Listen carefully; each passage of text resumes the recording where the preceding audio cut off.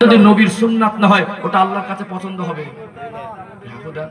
ওই বিল্ডিং বালাখানা অট্টালিকা 50 কোটি টাকা দিয়ে বানান, ওটা যদি হারাম টাকা সুদ আর ঘুষের টাকা হয় ওটা আল্লাহর কাছে পছন্দ হবে? ওই কোটিপতি হয়ে কোটি কোটি টাকা ব্যয় করে অবৈধ জায়গায় অবৈধ মাল দিয়ে দুনিয়ার সম্পদ নির্মাণ করে ওই ঘরে ঘুমানোর থেকে তাল পাতার ছাউনির নিচে খেজুর পাতার নামাজের পাটি বিছিয়ে একটা পেপার বিছিয়ে তেরপোলের তলায় থাকাটা আল্লাহর কাছে পছন্দ। তারপরে বলি আল্লাহ রসুলের সন্তুষ্টের মধ্যে থেকে হারাম হালালের মধ্যে থেকে আপনি কোটিপতি হন, আমি দোয়া করব আল্লাহ আরো দিক। আমরা তো কাউকে আক্রমণ করছি না, অস্ত বুঝতে হবে, বোঝানো জিনিস বুঝে নেওয়া জিনিস। কথা কি বলতে পারছেন? তাহলে একটা মানুষ আল্লাহ সৃষ্টির মধ্যে মানুষ জাতিকে আল্লাহ কি করেছেন? শ্রেষ্ঠ করেছেন না? একটু রেসপন্স দেবেন। আমি একা বকে অভ্যস্ত না, তাহলে যদি আমার দেওয়া নেবার ব্যাপার না থাকতো আমার একটা ক্যাসেট চালিয়ে দিতেন। আপনারা তো বোবা না, বোবা কি? আমি তো পাগলা না, আমি কি পাগলা যে পাগলের মতো বকে যাবো? আমার সামনে কে আছে না আছে আমার হিসাব দরকার নেই, আর আপনি বোবার মতো বসে থাকবেন। একটু দেওয়া নেওয়া হলে, কথাবার্তা চোখে মুখে সম্পর্ক থাকলে এটাই তো ভালোবাসা। আর 1-1.5 ঘন্টা পরে আমাকে এখানে পাবেন, একটু হ্যাঁ দেন না। আমি 1-1.5 ঘন্টা পরে একটা সময় কালকে যদি আমি এখানে আসি, কালকে এত মানুষকে আমিও পাবো। ভালোবাসা। একজন আলেমের সোহবতে বসলে আল্লাহ খুশি হয়। কি হয়? আল্লাহ খুশি হয়। আল্লাহ মজলিসকে গ্রামবাসীকে কবুল করেন, বলেন আল্লাহুম্মা আমিন। আল্লাহ হলেন সৃষ্টিকর্তা, আর বাকি যা আছে সব আল্লাহর সৃষ্টি। সৃষ্টির মধ্যে শ্রেষ্ঠ হলো মানুষ, আশরাফুল মাখলুকাত। আল্লাহ পাক মানুষ জাতিকে সম্মানের জীবন দিয়েছেন, বলুন না সুবহানাল্লাহ। সৃষ্টির মধ্যে কে কারা শ্রেষ্ঠ? মানুষ শ্রেষ্ঠ। মানুষদের মধ্যে নবীরা, নবীদের পরে সাহাবারা শ্রেষ্ঠ, সাহাবাদের পরে মুমিনরা শ্রেষ্ঠ। কথা ঠিক না বেঠিক? এখানে একটু ব্যাখ্যা দেবো, চলুন এই ধারা যেভাবে চলছি ওই অজের রূট ধরে চলবো ইনশাআল্লাহ। ও ভাইজানেরা, সোনার মানিক যুবকেরা, আব্বারা মায়েরা, দুনিয়া একটা মানুষ যদি আল্লাহর সঙ্গে তার সম্পর্ক তৈরি হয়, আল্লাহর প্রেরিত পয়গম্বর নবীর সঙ্গে তার সম্পর্ক তৈরি হয়, আল্লাহ এবং তার রাসূলের সন্তুষ্টি অর্জন করতে পারে, ওই মানুষটার মতো দামি মানুষ আল্লাহর আসমানের নিচে জমিনের উপরে আর কিছু হতে পারে না। এতগুলো মানুষ আমরা ইমানদার, বলুন ইমানদার এই শব্দটা আমরা শুনেছি কি শুনি নাই? আমরা সবাই ইমানদার। আল্লাহর সন্তুষ্টির অর্জন করা মনে, নবীর সুন্নাতগুলো আমল করার ভালোবাসা মনে, আল্লাহর কথাগুলো মেনে চলা মনে, ওই মানুষটা হলেন ইমানদার মুমিন। কথা ঠিক না বেঠিক? একজন মানুষ যদি আল্লাহর সন্তুষ্টি অর্জন করে, ওই মুমিন বান্দার ঈমানের থেকে পৃথিবীতে আর কিছু দামি জিনিস হতে পারে না। আমরা দুনিয়ায় আজকে আমরা ইসলামের মূল শিক্ষা সঠিকটাকে না বুঝে দুনিয়ার বিজ্ঞানের আবিষ্কার, দুনিয়ার মানুষের তৈরি আবিষ্কার দেখে আমরা অনেক কিছু মনে করতে পারি, কিন্তু আল্লাহর আসমানের নিচে জমিনের উপরে ইমানদারের একজন মানুষের ঈমানের দাম এত বেশি, পৃথিবীর থেকে একজন ইমানদারের মূল্য আল্লাহ পাকের দরবারে অনেক বেশি। জোরে বলুন সুবহানাল্লাহ। যেদিন এই দুনিয়ার জমিনে একজন ইমানদার আল্লাহ বলা মানুষ থাকবে না, সেদিন আমার আল্লাহ দুনিয়াটাকে আর বাকি রাখবেন না। এই দুনিয়াটা আমার আল্লাহ সেদিন ফানা করে দেবে কি দেবে না? টোটাল দুনিয়া থেকে একজন ইমানদারের মূল্য আল্লাহ পাকের দরবারে অনেক বেশি। জোরে বলুন। এই জিনিসটা আমরা যে ইমানদার, ইমানি শক্তি যে শ্রেষ্ঠ শক্তি, ইমানি শক্তি যে আল্লাহর দেওয়া সব থেকে পৃথিবীর জমিনে দামি জিনিস, এটা আমরা ভুলে গেছি না যাইনি? আজ এই জন্য আমরা ইমানি দুর্বলতায় পড়ে গেছি। এই জন্য আল্লাহর হুকুমগুলো আমাদের মানতে, সেই মন মানসিকতা তৈরি করতে পারছি না। একদম মেপে কথা বলবো, যে কথা বলবো একদম সলিড, একটু হাতে কলমে বুঝে নেন জ্ঞানী শিক্ষিত মানুষ। আমি বলছি কি, তাহলে একটা মানুষ তার ইমানের থেকে পৃথিবীর দাম বেশি নয়। ইমানি শক্তির ঊর্ধ্বে পৃথিবীতে দুনিয়ার মানুষের আবিষ্কার নয়। একজন ইমানদারের ইমানি শক্তি, পৃথিবীতে সব থেকে খাঁটি নিখুঁত ইমানদার ছিলেন কারা? নবী আলাইহিমুস সালাম গণেরা। কারণ আল্লাহর সঙ্গে নবীদের যে সম্পর্কের গভীরতা, সাধারণ মানুষের ওই সম্পর্কের ক্যাটাগরি নেই। নবীদের ইমানটা আলাদা ক্যাটাগরির ইমান। কথা কি বুঝতে পারলেন? নবীদের সঙ্গে আল্লাহর কখনো ডাইরেক্ট কথা হয়েছে, সাধারণ মানুষের সঙ্গে আল্লাহর ডাইরেক্ট কথা হয় না। আল্লাহ জিবরাইল আলাইহিস সালামকে পাঠিয়ে নবীদের সঙ্গে যোগাযোগ রাখেন, সাধারণ মানুষের সঙ্গে আল্লাহ এইভাবে ফারিস্তা পাঠিয়ে প্রতিনিয়ত যোগাযোগ রাখেন না। আল্লাহ পাক কখনো ডাইরেক্ট, কখনো ইনডাইরেক্ট, কখনো জিবরাইল আলাইহিস সালামকে মাধ্যম হিসেবে। নবীদের সঙ্গে আল্লাহর যে সম্পর্কের ক্যাটাগরি সাধারণ মানুষের ওই ক্যাটাগরি নয়। এইজন্য নবীদের ঈমান যে মজবুত, নবীদের ঈমান যে ক্যাটাগরি, ওটা সাধারণ মানুষের ঈমানের পর্যায়ে করা যাবে না। আমরা হানাফি মাযহাবের মানুষ, আমরা আহলে সুন্নাতুল জামাতের আকীদার মানুষ, আমরা আমরা জানি নবীরা হলেন নিষ্পাপ মাসুম। বলুন না সুবহানাল্লাহ। অতএব ঈমান যে পৃথিবীর সবথেকে দামি আর শক্তিশালী জিনিস, একটু হাতে কলমে বুঝিয়ে দেবো, তাহলে আমাদের ইমানদার হতে মন চাইবে ইনশাআল্লাহ। ও ভাইজানেরা, সোনার মানিক যুবকেরা, আব্বারা মায়েরা, দুনিয়ার বিজ্ঞানের আবিষ্কারকে আমরা ধন্যবাদ দেই, কিন্তু আমরা এটা বিশ্বাস করি ইমানি শক্তির ঊর্ধ্বে পৃথিবীতে কিয়ামত পর্যন্ত কোনো কিছু আবিষ্কার করা সম্ভব নয়। আল্লাহ দয়াময়, সৃষ্টি জগতের মধ্যে আমার রাসূলকে আল্লাহ পাক সবথেকে বেশি ভালোবাসেন কি বাসেন না? আমার নবীর সঙ্গে সবথেকে আমার আল্লাহর বেশি সম্পর্ক।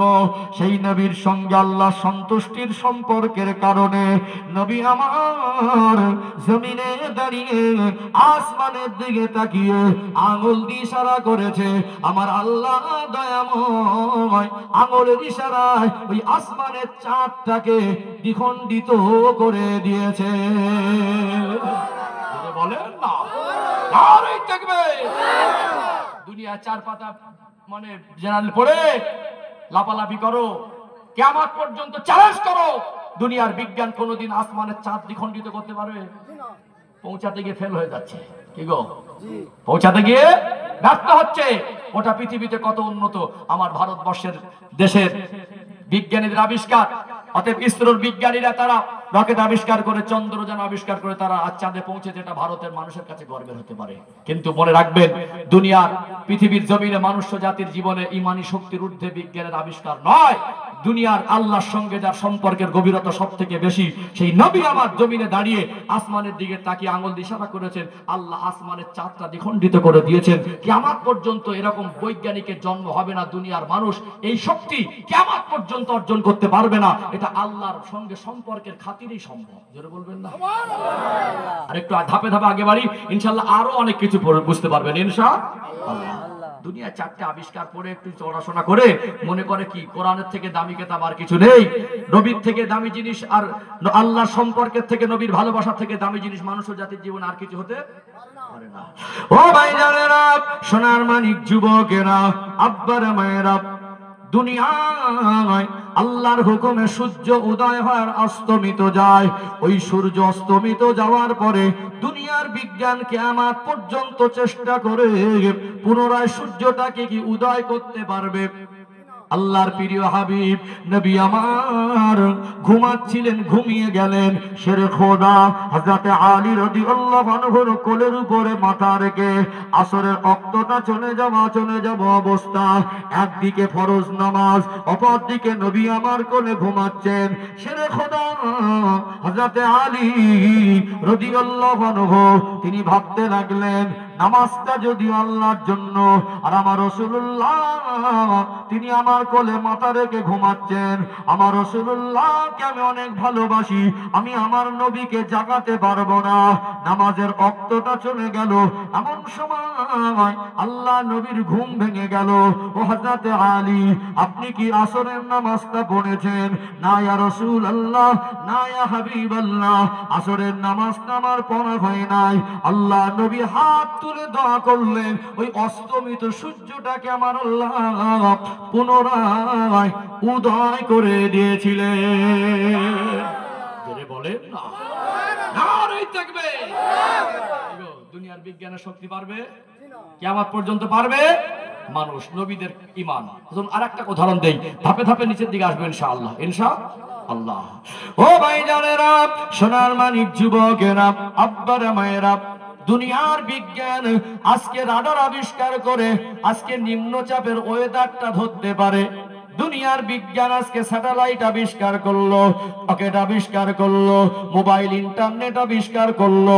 কিয়ামত পর্যন্ত বিজ্ঞানের বাবা 14 পুরুষের ক্ষমতা হবে না। 1500 বছর আগে মরে যাওয়া মানুষকে জীবিত করে তুলবে। কিয়ামত পর্যন্ত কি সম্ভব হবে? হবে না।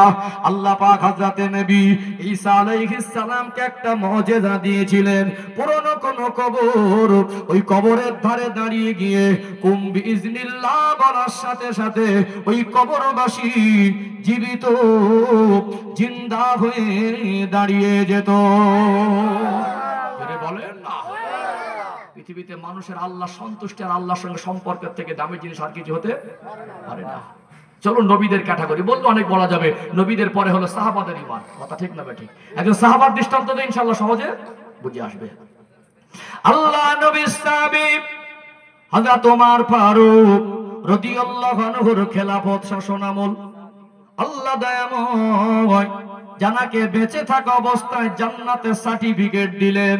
হযরত ওমর রাদিয়াল্লাহু আনহুর শানে আমার আল্লাহ দয়াময় কোরআনুল কারীমে ৬টা আয়াত নাজিল করেছিলেন। সে ওমর রাদিয়াল্লাহু আনহুর শাসনামল তদানীন্তন সময়ে হযরত আমর ইবনুল আসকে মিশরের গভর্নর করা হলো। মিশর জয় হলো, মুসলমানদের দখলে চলে আসলো। মিশরে একটা বিখ্যাত নদী আছে, ওই নদীর নাম হলো নীল নদ।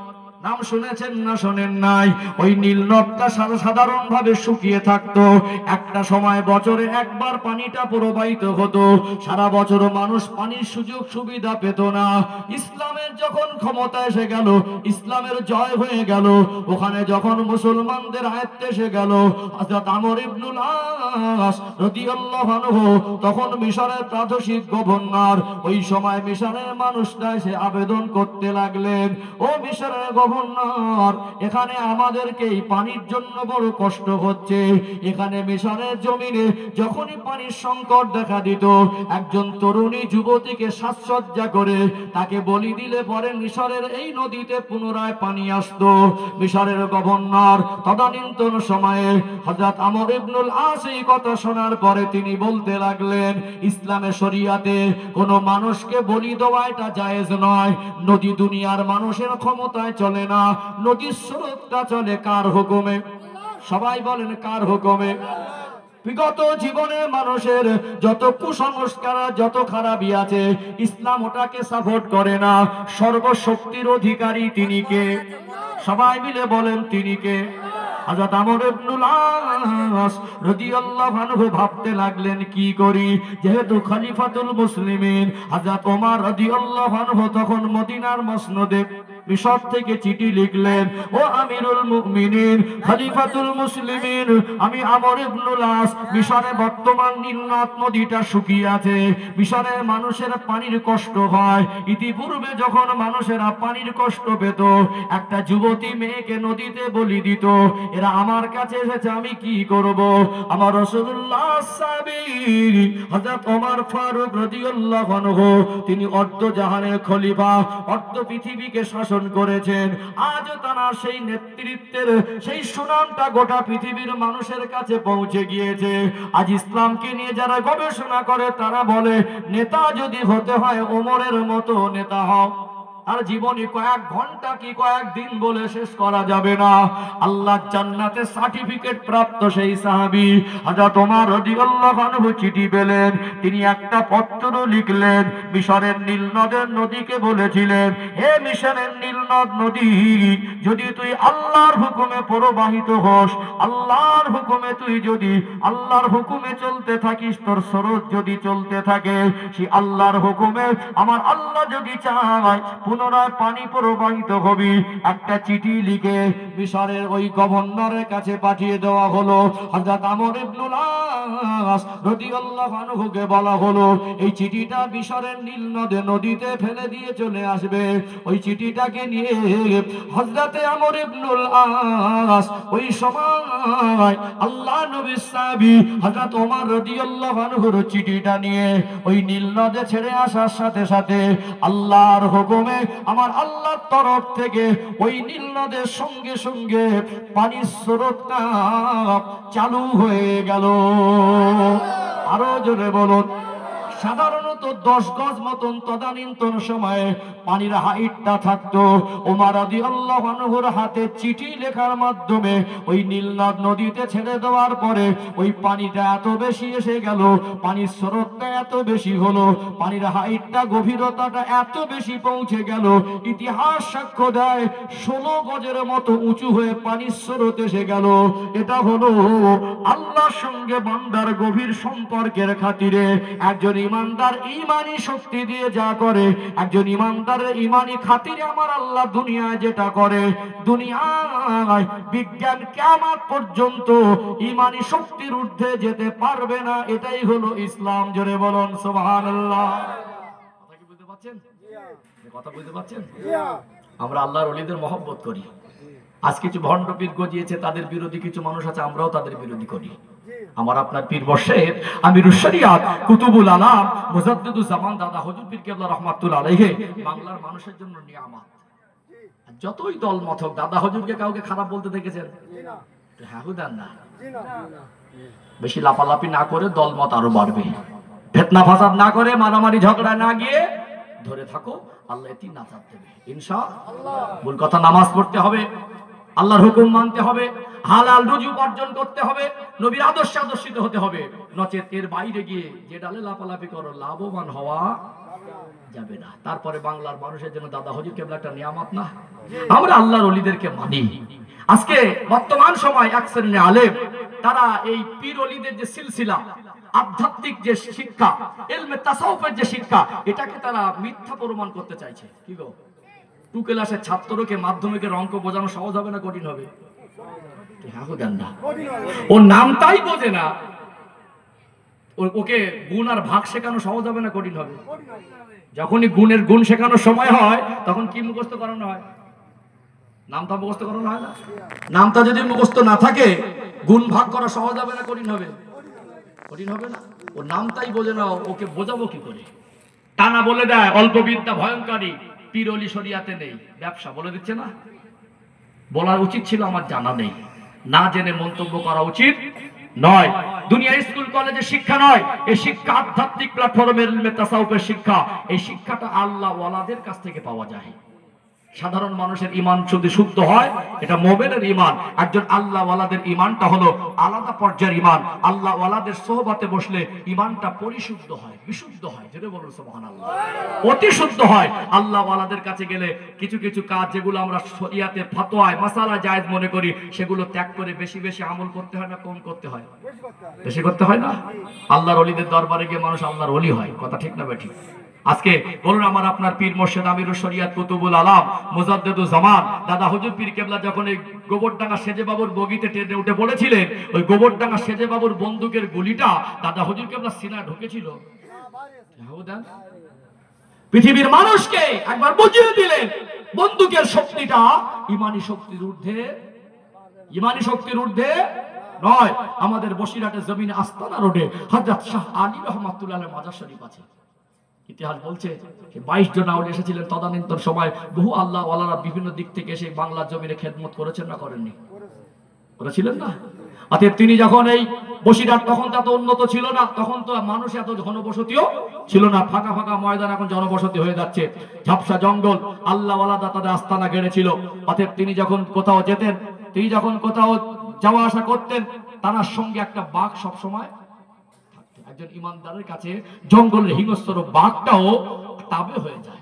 বলুন না সুবহানাল্লাহ। ইমানি শক্তির ঊর্ধ্বে বিজ্ঞানের আবিষ্কার নয়, কিয়ামত পর্যন্ত সম্ভব নয়। ও ভাইজানেরা, সোনার মানিক যুবকেরা, আব্বার মায়েরা, এটাই বোঝাতে চাইছিলাম আমরা কত সৌভাগ্যবান, আমরা হলাম ইমানদার। আফসোস, দুঃখ আর পরিতাপের বিষয় হলো আমরা ঈমান কি জিনিস আজ ভালো করে বোঝার চেষ্টা করি না। আল্লাহ সন্তুষ্টির জীবনের থেকে দামি জীবন, নবীর ভালোবাসার জীবনের থেকে দামি জীবন আর কিছু হতে পারে না। আজ হতভাগা কপাল ফাটা আমরা সে আল্লাহর সঙ্গে সম্পর্কটাকে আমরা আস্তে আস্তে দুর্বল করে ফেলেছি, রাসূলুল্লাহর ভালোবাসাটাকে কমিয়ে ফেলেছি, যার কারণে আমাদের পরিণতি আজকে ভয়াবহ জায়গায় দাঁড়িয়েছে না দাঁড়ায় নাই। বেশি দিনের কথা নয়, আজ থেকে 40-50 বছরের চিত্র যদি তুলে ধরি, এখানে অস্বীকার করার জায়গা নেই। ও ভাইয়েরা, বাবাজিরা, আপনারা অনেক মুরব্বী মানুষ এসেছেন, আমার বয়স হয়তো এভারেজ 38 বছরের মতো হবে কম বেশি। এখানে কিছু মুরব্বী মানুষ, দাদুর বয়সী মানুষ আছেন না নেই? আজ থেকে 40-50 বছর আগের এমনও ঘটনা এই উত্তর 24 পরগনায়, দক্ষিণ 24 পরগনায়, এই পশ্চিম বাংলায় অনেক হয়তো ঘটেছে। অনেক মুরব্বী মানুষ সাক্ষী আছে। আল্লাহ দয়াময় কখনো অসন্তুষ্ট, নারাজ হয়ে গিয়ে আসমান থেকে পানি বর্ষণটা বন্ধ করে দেয়, খরা হয়ে যায়। এরকম হয়েছে না হয় নাই? আল্লাহর কাছে দোয়া করি, আল্লাহ আমাদের আযাব গজব যেন না দেন, আল্লাহ বিপদ মুসিবত যেন না দেন। কখনো কখনো আমার আল্লাহ নারাজ হয়ে গিয়ে, নাখোশ হয়ে গিয়ে, অসন্তুষ্ট হয়ে গিয়ে আল্লাহ দয়াময় আযাব গজব দেন কি দেন না। নাফরমানিও বেড়েছে, আমফান ঝড় এসেছে না আসেনি? নাফরমানি বেড়েছে, সুদ ঘুষ জেনা ব্যভিচার বেড়েছে, দুনিয়ায় গাদ্দারি বেড়েছে, চিটিংবাজ ধোঁকাবাজ বেড়েছে। আজ আযাব গজব বাড়ছে না কমছে। তখন হয়তো রহমতের পানি আল্লাহ বন্ধ করে দিয়েছেন। মানুষের বাড়ি বাড়ি গিয়ে মানুষের কাছে ফ্যান চেয়ে এনে, একটু পান্তার আমানি চেয়ে এনে, ছোট বাচ্চার মুখে হালাল খাদ্য তুলে দিয়েছে। বন্ধনের ব্যাংক খুঁজতে যায় নাই, তালপাতা দিয়েছে, ওই দুচালা আলা ঘরের মধ্যে বসবাস করেছে। হারামের টাকা নিয়ে বিল্ডিং বালাখানার আশা তাদের জাগে নাই। পুকুরে গিয়ে পানিতে গিয়ে ঠান্ডা একটা মোটা কম্বল পাতলা কেতা গায়ে দিয়ে ঠক ঠক করে কাঁপতে কাঁপতে ওই পুকুরে গিয়ে পানিতে উজু করে ফজরের সময় খেজুর পাতার নামাজের মশাল্লা বিছিয়ে নামাজ পড়েছে না পড়ে নাই? তখন দামি দামি মক্কা শরীফের নামাজের পাটি, আজমি শরীফের পাটি, ফুরফুরা শরীফের পাটি, এত দামি দামি পাটি ছিল না, কিন্তু নামাজি গুলো ছিল খাঁটি। কথা ঠিক না বেঠিক? ওই তালপাতার ছাউনির নিচে থাকা মানুষগুলো, ফ্যান আমানি চেয়ে খাওয়া মানুষগুলো, ওই চকমা দামি লুঙ্গি পরা মানুষগুলো আল্লাহ আর রাসূলের মহব্বত তারা অর্জন করেছিলেন। তাদের মনে একটা আত্মবিশ্বাস ছিল, আমরা অন্যায় করেছি, আমরা হয়তো পাপ করেছি, আমার আল্লাহ রহমান, আমার আল্লাহ রহিম, যদি আমরা আল্লাহর কাছে গিয়ে ফাঁকা ময়দানে কেঁদে দোয়া চাই, নিশ্চয়ই আমার আল্লাহ পানি দেবেন। এই আত্মবিশ্বাস নিয়ে ফাঁকা ময়দানে গিয়ে আল্লাহর কাছে নামাজ আদায় করে কেঁদেছেন, আর পানিটাকে সাথে করে নিয়ে ঘরে ফিরেছিলেন। দুনিয়ার বিজ্ঞান যন্ত্র আবিষ্কার করে কিয়ামত পর্যন্ত পানি বর্ষণ করতে পারবে না। আল্লাহর মতো করে পানি বর্ষণ করে দুনিয়ার মানুষের প্রয়োজন মিটিয়ে দিতে পারবে না। একজন ইমানদার দাঁড়িয়ে যদি দোয়া করে, ওর চোখ আর জমিনের দূরত্ব 5 ফুট হবে। একজন ইমানদার বসে যদি দোয়া করে, ওর চোখ আর মাটির দূরত্ব 2.5 ফুট 3 ফুট হবে। ওই 5 ফুট আর 3 ফুট উপর থেকে পানিটা জমিনে পড়ার আগে ওই 2 ফোঁটা চোখের পানি ইমানদারের কান্না আল্লাহর কাছে এত পছন্দের হয়ে যায়, আমার আল্লাহ কয়েক হাজার ফুট উপর থেকে রহমতের পানি বর্ষণ করে দেয়। যদি বলেন না, নারায়ে তাকবীর, নারায়ে তাকবীর। তাদের হয়তো দামি দামি অট্টালিকা ছিল না, এসি রুমে তারা থাকতো না, এসি গাড়ি চড়ার সৌভাগ্য তাদের হয়নি। আজ থেকে 50 বছর আগে চিত্র মনে করেন, এত আল্লাহর সঙ্গে একটা আত্মবিশ্বাস ছিল। আল্লাহ হয়তো নারাজ হয়েছে, আমরা যদি কাঁদি তো আল্লাহ পানি দেবে, আর বাস্তবে তাই পানি সাথে করে নিয়ে ফিরেছে। কথা ঠিক না বেটা? এটা কিসের শক্তি? ইমানি শক্তি। কিসের শক্তি? ইমানের খাতিরে, আল্লাহ সন্তুষ্ট অর্জনের ওসিলায়, আল্লাহ তাদের ভালোবাসার খাতিরে আল্লাহ পানিটা বর্ষণ করে। করে কি করে না? 50 বছরে কত উন্নতি হয়েছে বলেন তো? কাদায় আমি ছোটবেলায় দেখেছি কিছু কিছু রাস্তায় এত বেশি কাদা, হাঁটুর উপরে লোক কাপড় তুলে কাঁচা মেরে যেত। কোথায় কারেন্ট, লম্প জ্বালিয়ে কেরোসিন দিয়ে ঘরে গুনগুন করে মা বোনরা কোরআন তেলাওয়াত করতো, মজলিসে কান্নার রোল পড়ে যেত। কথা মনে বুঝতে পারছেন? 50 বছর আগে। এখন বলছে আমরা উন্নতি হয়েছে, পণ্ডিতের অভাব নেই। কিসের অভাব নেই? ইসলামিক স্কলারের অভাব নেই। সব জ্ঞানী গুণী হাম সব জানতা হয়। স্টেজে উঠলে মাদ্রাসার দরজা দেখি এইরকম বড় বড় শায়েখ হারাম হালালের বাদ বিছানে চালিয়ে দিলেন, যা বাবা এ বেদাত, ও বেদাত, ওটা বেদাত, ওটা বেদাত, ওটা ভান্ডামি, সব একেবারে খতম মুখস্থ বিদ্যা। হচ্ছে না? হয় না? জ্ঞানী বিদ্যান মাস্টার, ডক্টর, ইঞ্জিনিয়ার, ব্যারিস্টার, হুজুর, হাজি, নামাজি, মুসল্লি, মসজিদে গিয়ে দেখবেন এসি, কুলার, মার্বেল, টাইলস, চকচকে ঝকঝকে সব হয়েছে। বলুন তো আল্লাহ না করেন? আল্লাহর কাছে দোয়া চাই আল্লাহ গজব না দেন। এখন যদি আল্লাহ পানি বর্ষণ বন্ধ করে দেয়, আমরা আছে, মানুষ নেই বলবো না, এখন আছে, সংখ্যায় কমে গেছে, সে আত্মবিশ্বাসের জায়গাটা কমে গেছে না যায়নি? আমরা যে পানি নিয়ে ফিরবো, এই বিশ্বাসটুকু জায়গা আমাদের মনের ভিতরে সেই কনফিডেন্টটা কমেছে না বেড়েছে? আছে, নেই বলবো না। ভালো মানুষ আজ আছে, ভ্যান চালিয়ে খায়, হারামের জায়গায় যায় না। আমাদের যুবকগুলো, সোনার মানিক ছেলেগুলো, এদের আড্ডাটা হলো গাঁজার আড্ডা। কোথায়? গাঁজা খায়। কোথায় হারিয়ে গেলে তুমি? নির্বোধ একটা মোটর সাইকেলের যত্ন বুঝলে তুমি তোমার শরীরের যত্ন বুঝলে না। একটা গরিব মানুষের ছেলে, মধ্যবিত্ত পরিবারের ছেলে, তার জীবনে বড় স্বপ্ন ছিল একটা মোটর সাইকেল কিনবো। 5 বছর ধরে টাকা জমিয়ে এখন এভারেজ একটা মোটর সাইকেল 1 লাখ টাকা দাম নরমাল। কিনে বাড়ি আনলো, পেট্রোল পাম্প একটু দূরে। এখন বলছে যে আমার তো তেল ভরতে, এখন সব ডিজিটাল। কি বলেন এখন? ডিজিটাল না, এখন তেল কতটা আছে ওটাও বোঝা যায়। ওটাও পেট্রোল পাম্প পর্যন্ত না যেতে পারে। দোকানে, একটা দোকানে পেট্রোল বিক্রি হয়, দোকানদার গিয়ে বলছে ভাই তোমার দোকানে পেট্রোল বিক্রি হয়, ওটাও দাও না। বলছে আমার কাছে বিক্রি হয় জানি, কিন্তু এই মুহূর্তে নেই। কেরোসিন আর ডিজেল আছে, দামে কম না বেশি পেট্রোল থেকে? মোটর সাইকেল কিসে চলে, কেরোসিন না ডিজেলে? ও যে 5 বছরের কষ্টের টাকা দিয়ে পেট্রোলে চলে ভালো করে যারা মোটর সাইকেল কিনেছে, 1 সপ্তাহ বয়স নয়, ওর ভিতরে ডিজেল বা কেরোসিন দেবে?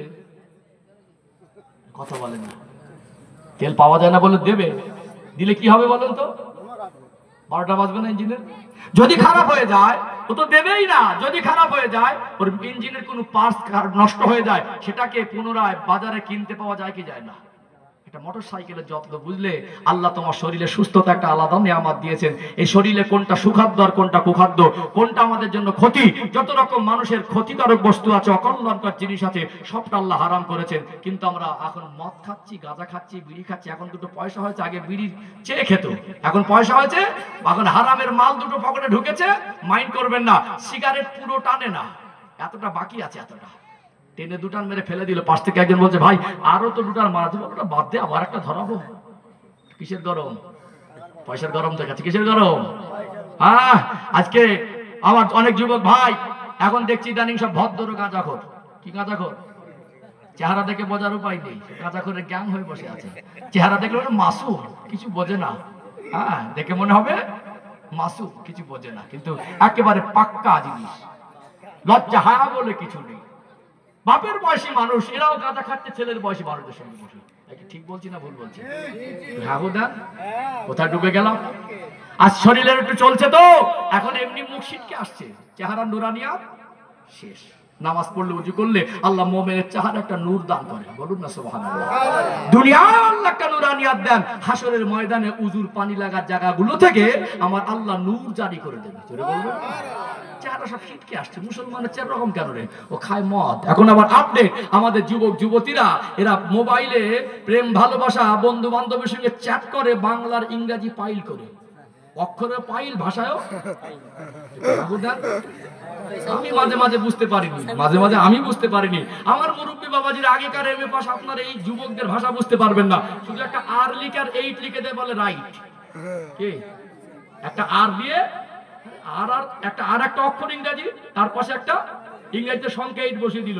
আর 8 কে আমি তো জানতামই না। পরে একজন ছেলে বলছে এটা রাইট, আর 8 সংকেত, মানে খাটবো কমতি বুঝে দেবে। এদের যে এখন বাংলার ইংরেজি পাইল হয়ে চলছে, মাঝে মাঝে এখন ছেলেগুলো কথা বলে বাংলার ইংরেজি শব্দ পাইল হচ্ছে না, হয় না। আল্লাহ দুটো পয়সা দিয়ে আমাদের সমাজে কিছু মানুষ আগে হারিয়া বাংলা খেত, এরাও এখন আপডেট হয়েছে, ইংলিশ চালাচ্ছে। কি চালাচ্ছে? ইংলিশ চালাচ্ছে। তার মানে আমাদের ইমানি শক্তিটা দুর্বল হয়ে গেছে। আজকে চলছে, ক্ষমতা আছে তো, দুনিয়ার একটা মোটরসাইকেলের যত্ন বুঝলে আল্লাহ মানুষের যা নিয়ামত দেন, মানুষের জীবনে আল্লাহ তরফ থেকে পাওয়া নিয়ামতের মধ্যে সুস্থতা একটা আলাদা নিয়ামত। সুস্থতা, শরীরের যখন লিভার নষ্ট হয়ে যাবে, কিডনি নষ্ট হয়ে যাবে, যখন শরীরের হার্ট নষ্ট হয়ে যাবে, তখন বুঝবে এখনকার ছেলে বলে এমনি বাপ মাকে বোঝা মনে করছে, ঔষধ কেনা পয়সা পাবে না শেষ বয়সে। দুনিয়ার ক্ষতি, কবরের ক্ষতি, অর্থের ক্ষতি, শারীরিক ক্ষতি, সামাজিক ক্ষতি। তুমি আজকে শয়তানের ধোকায় পড়ে, অসৎ সঙ্গ দোষে পড়ে তুমি একটা খারাপ কাজ করছো, তোমার দেখা দেখি তোমার গ্রামে আর 2টো মানুষ খারাপ পথে আসবে। ঠিক বলছি না ভুল বলছি? তুমি তো নির্বোধ, তুমি একা খাও, একজনকে আবার সাথে করে নিয়ে যাও। ঠিক বলছি না ভুল বলছি? এই যাবি নামাজ পড়তে, ডাকতে যেতে পারেন না, নামাজ পড়ার জন্য ডেকে নিয়ে যেতে পারি না। আমাদের সঙ্গে আল্লাহর সম্পর্ক, নবীর সম্পর্কে জীবনে ঘাটতি হয়েছে না হয়নি? যে জাতির জুতোর পাওয়ার হয়, হিন্দুস্তানের বাদশাহ খাজা মাইনুদ্দিন চিশতি আজমিরি সঞ্জারি রহমাতুল্লাহ আলাইহি এসেছিলেন, অ্যাটম বোম নিয়ে আসেনি, লক্ষ লক্ষ সৈন্য নিয়ে আসেনি।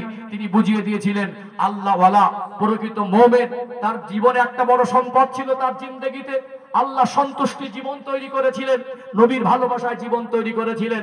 তার চলা বলা, তার চিন্তা চেতনা, তার লেবাস পোশাক আল্লাহ এবং রসুলের কথা মতো জীবন অতিবাহিত করতেন। তার জীবন একটা সম্পদ ছিল আল্লাহ রসুলের ভালোবাসা। অতএব বাদশাহ পৃথ্বীরাজ চৌহান তার বাদশাহী শক্তি দিয়ে এই ভারতের জমিন থেকে হিন্দুস্তানের বাদশাহ খাজা মাইনুদ্দিন চিশতি আজমিরি রহমাতুল্লাহ আলাইহিকে সরিয়ে দেওয়ার ক্ষমতা হয়নি। ভারতের ইতিহাসে প্রমাণিত মানুষের রাজ শক্তি, বাদশাহী শক্তি ইমানি শক্তির ঊর্ধ্বে নয়। আমরা সেই জাতি, আমরা সেই জাতি যে জাতি বাঘের পিঠে চড়ে বেড়ায়, আমরা সেই জাতি যে জাতি